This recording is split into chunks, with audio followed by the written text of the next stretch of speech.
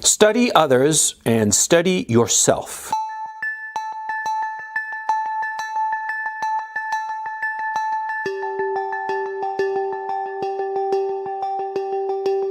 This sounds very simple, but it's actually tough. But it's something that you have to master, both about other people and yourself, most especially yourself. Let me explain why. You see, in our contemporary culture, we are catered to. Businesses want to sell us products. Everything is trying to get you to buy something new. It's a consumer society, right? It's based on consumption, on getting stuff, acquiring stuff. And any problem that you lack in your life, well, you acquire something in order to fix that problem, fix that hole that you might have, right? It could be, buying a new car or buying a new toy, or maybe it could be buying some pills to make you feel better. But you see my point. Everything is about acquiring something to fulfill a need that you have. And so quite naturally what happens is that most people, they rarely study themselves. They are simply reacting to the stimuli around them. They like this, they don't like that. They like this, they don't like that. And like that, okay? But they don't look into their hearts and look into themselves and look into other people to figure them out. But this great flaw of our society can become a great strength for you. I mean, after all, the one-eyed man is king in the land of the blind, right? And here we are talking about a social blindness. Everybody is blind to the issue of who they are and what drives them. What's the tick-tock that makes people do what they do? Yeah, because when I say study yourself, study others, right? What I'm talking about is figuring out what motivates yourself and motivates other people, okay? And a lot of times, figuring out what motivates you is actually exceedingly difficult, yeah? Because you are not able to step outside of yourself and objectively look on yourself and figure yourself out. I mean, but it's much easier to look on other people and figure them out, right? If you look at somebody, you look at their behavior, and you study them for a while, it's often is not quite simple, just an easy thing to figure out what drives them. And once you know what drives them, you can figure out how to maneuver them to get what you want. You see? And that's why this is so important. Because never forget, we are social animals. And because of the technologically advanced civilization that we are lucky enough to enjoy, now our problems have nothing to do with natural disasters or predators or any shit like that. What is important now is figuring out other people. Other people determine our happiness or unhappiness, as the case may be, right? Other people will determine whether we have a successful life or not. It's not going to be the fucking cheetah, that might come and eat us, because there's no fucking cheetah, yeah.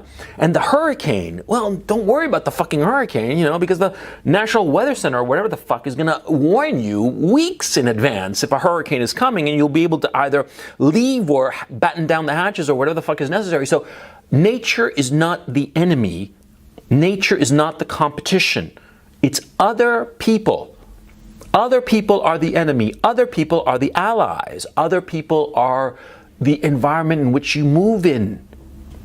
And that's why you have to study them. There are two things that you want to figure out about other people: what they want and what they fear. Carrot and the stick. It couldn't be easier. Carrot, what drives somebody forward. Stick, what they're running from. Simple as that. What they want, what they fear. The carrot and the stick. What they want is not always obvious, okay? A lot of times, especially with more inconsequential people, they are going to have no idea what they want out of life. They're just going to be randomly bumping along, okay? They won't have any kind of clear goal, clear mountaintop, okay? And those people, paradoxically, they're hard to figure out. But once you figured out that they're just bumbling along, then it becomes actually very easy. Because see, when you come across somebody who's just stumbling along and they don't have any clear carrot and they're just going here, they're going there, they don't have a clear through line, right? Well, then at first you're going to be sort of like taken aback because of course you don't know that they're just stumbling about, right? Because most people that you see on the street, you figure that they know more or less what the fuck they're doing, although they don't. But you meet somebody and you figure at first, you assume that they have things pretty clear cut and they know where they're going, right? But then they start doing things that are contradictory. And at first, you're going to think that they're playing some sort of like 4D chess or some shit like that, right? But then eventually you'll realize that they're not playing any kind of game or anything like that. They're not all Machiavellian and shit. No, what's happening is that they have no fucking idea what they're doing. They're just bumbling along. And once you realize that, then it's easy. Then it's easy to maneuver such people. You just show them a shiny trinket, something that makes a little bit of noise and a little bit of sparkle. Yeah. Oh, ooh, ooh, here, look at this, look at this, look at this. Oh, look how it goes over there. You see, and follow it, follow it, follow it. And they will. That's the beauty of it. These people who don't know what the fuck they're doing in life, right? They will randomly follow anything that, you know, yeah. And so what your job is to do with such people is to make the thing the shiniest, sparkliest, the thing that captures their attention. Once you capture their attention, they'll go wherever the fuck you want. Yeah, simple as that. Now, insofar as what people fear, that's really interesting. What's been my experience is that most of the time people try to hide very diligently that thing that they fear. They don't want other people to know that they fear X, Y, or Z, right? They try very, very hard to do so. And the weird thing is that the harder they try to hide what they truly fear, the more obvious it is. Yeah. You know, they're afraid of being poor, right? And so their desire for money becomes quite obvious. They're afraid of being unpopular and laughed at. Oof, then you see that their opinions, you know, follow the mainstream like instantly, you know? And it's really fucking funny. Most people, the vast majority of people, are horrible at hiding what they are afraid of. Of course, you don't realize this on first meeting them. You know, you got to get to know them a little bit. But once you get to know them, and once you start looking to see what they are afraid of, trying to figure out what they are afraid of, then it's just so fucking easy. Let me give you a clear and simple example. There is a man named Mr. Medicare. He's an online personality. He used to be on YouTube. Now he's on D-Live or some shit like that. Doesn't really matter, right? Very talented guy. Very, very smart guy. Yeah. I mean, one of the smartest people I've met online. Yeah. I'm not kidding around. Not at all. And actually, now that I think about it, I think that he is the only guy with more IQ points, just raw IQ points, than him would be Distributus. But Distributus is socially retarded, so, you know, he doesn't count. But Mr. Medicare, he's not socially retarded. He is really fucking smart. And he is really fucking funny. Oh yeah, he is so fucking funny. He is just screamingly funny. And his videos, man, they're fucking famous. They are the funniest goddamn video, right? But you start looking at him and you start, you know, analyzing him a little bit, yeah? And the thing that he's afraid of, right, is so obvious. It's so fucking obvious that I'm surprised that all the people who have psychoanalyzed him online, and there are legions of people who have psychoanalyzed him, well, it's surprising that none of them have lit on the obvious answer. You see, Mr. Medicare is terrified of being laughed at. Yeah. That's what he's hiding. Yeah, because he's the comedian who tries to mock other people and laugh at other people first before anybody mocks him. Yeah? And see, his humor, his whole thing, his whole shtick, his anonymity and his mocking of other people is all designed to do two things. Number one, mock others before they have a chance to mock him. And his anonymity and his scrupulousness, insofar as his anonymity is concerned, is to make sure that there are no vectors of attack against him. See? Because he's terrified of being mocked. He's terrified of being laughed at. And because he's so terrified of being laughed at, he always limits himself. Because what happens is, of course, is that as you raise your profile in any milieu, people begin to mock you. They usually mock you out of envy. They mock you out of envy and resentment that that guy is rising and they are not, you know. And so they start mocking the guy who's rising, right? And it took me the longest time to figure this out because, you know, Medicare is a very shrewd customer. But that's his thing. He's terrified of being mocked. And so he stays low, like under the radar. And he excuses himself, you know, he explains that he's not like trying to become big on YouTube or anywhere else because, you know, he prefers to be underground and stuff like that. Bullshit. Bullshit. That's not the reason at all. It's because he's afraid of raising his profile, because once he raises his profile, he will be exposed to mockery. Mockery by people who might actually hit on things that make him feel nervous, make him feel uncomfortable, hit on his weak spots. You see? Yeah, that's the guy. That's the guy. That's the thing he fears. And see, once you understand this is the thing that he fears, then you understand everything about Medicare. Why he's so aggressively humorous and cutting to people. The second he spots any kind of weakness, he goes for them. And it explains why he gets up, he rises up, because he's naturally very, very talented and very, very smart. He rises, but then he doesn't take that step up. He doesn't take a step up to the big leagues. You know, this guy, Medicare, he could be bigger than iDubbbz. Absolutely. But he's scared. He's scared because if he takes that step up to be a big name on the online community, to have a channel with 1 million, 2 million, 5 million subscribers, right? To be like the big name, then it would expose him to mockery. And he's terrified of that. He's so afraid of that. And he tries to hide it with the very thing that he's afraid of receiving, which is mockery. You see? I don't mean to pick on Medicare. I mean, I like him, you know. I haven't talked to him in quite a while. I doubt I ever will again, you know, because he's small time.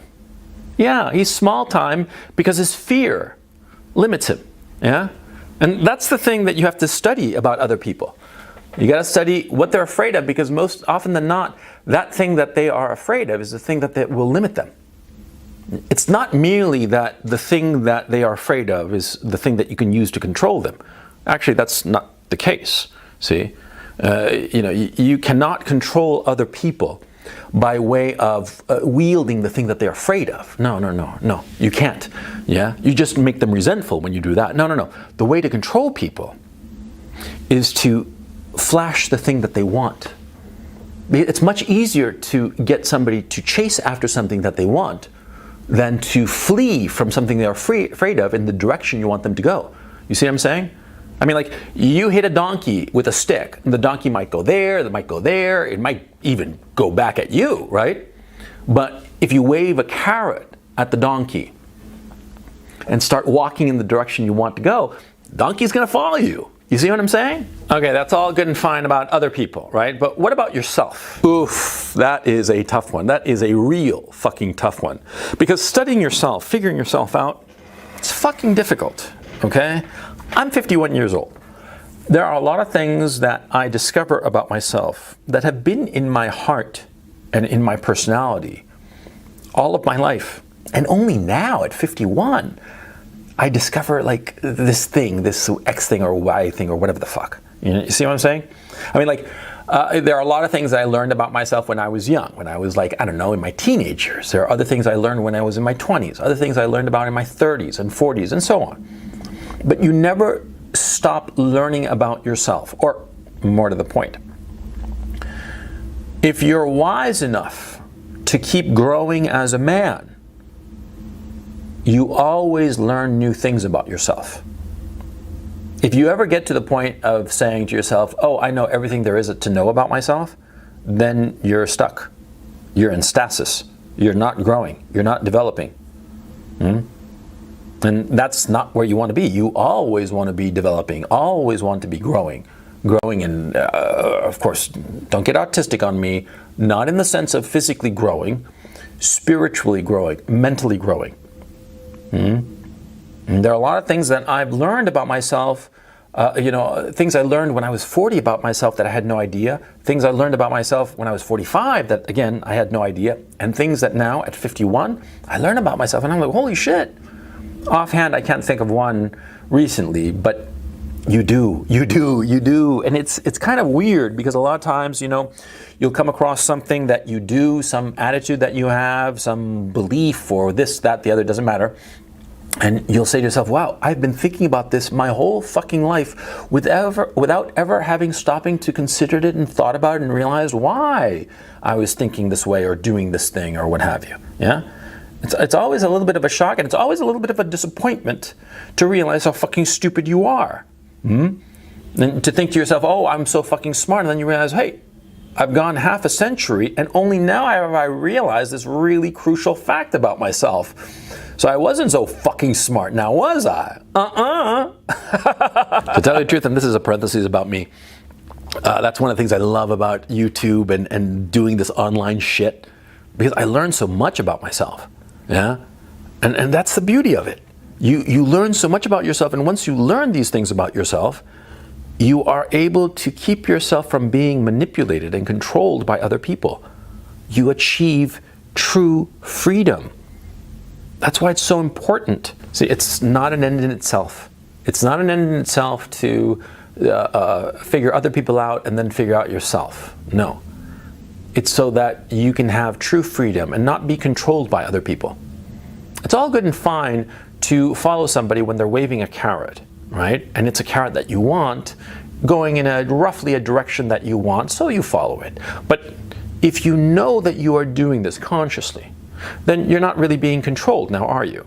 You're just following along somebody who might think that they are controlling you, but you have ideas of your own about that, right?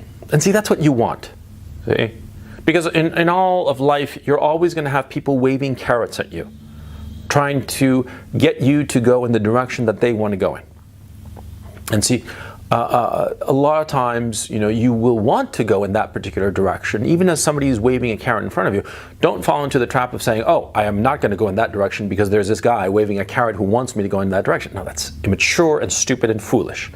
If it so happens that somebody's waving a carrot and trying to get you to go in a certain direction, and it's a direction you want to go in, go, It doesn't matter if the guy thinks that he's controlling you or manipulating you or some shit like that. It doesn't matter at all. What matters is that you are going in the direction that you want to go in. You see my point? Think of it in these terms. See, there are, 100 different kinds of bread, right? Bread at the supermarket. In each of these different brands of bread, I don't know, Wonder or whatever the fuck, right? Pepperidge Farm, they all have their ads for that bread, right? And you pick bread number 56, for instance, right? And you go to the supermarket and you pick brand 56. And you saw a commercial for bread number 56. You saw a commercial or multiple commercials for all of the breads, right? And the advertising agency that handles account for bread number 56, they say, well, we did it, right? We got this customer to buy bread 56, right? Well, no, not really. It's that you decided that you wanted bread 56. And it just so happened that they were trying to cajole you into getting bread 56. But you picked it of your own volition. You see what I'm saying? And if the advertising agency wants to pretend that they actually had such a great campaign that it convinced you to buy bread 56, well, let them. Let them think whatever they want. You see what I'm trying to say here? Don't limit your choices just because other people are trying to get you to do something that you yourself want. This happens a lot with young people, okay? It happens a lot with young people because they are insecure about what they want. And so when they perceive that other people want them to take a particular course of action, many times they refrain from that course of action, even though they want it, just because they are afraid of being perceived as being manipulated. Don't fall into that trap. Because it is a trap. It's the negative trap of following the carrot. You see what I'm saying? Because if you do follow the carrot thoughtlessly, well, then you are being manipulated. If you refrain from following the carrot, even though it's in a direction that you want to go, because you don't want to be perceived to be following the carrot, well, then it's, negative. It's the negative of the thing, but it's the same fucking thing. You are not free. And what you want is to be free. What you want is to do the things that you want to do on your timetable, with the people that you want, the people around you, what have you.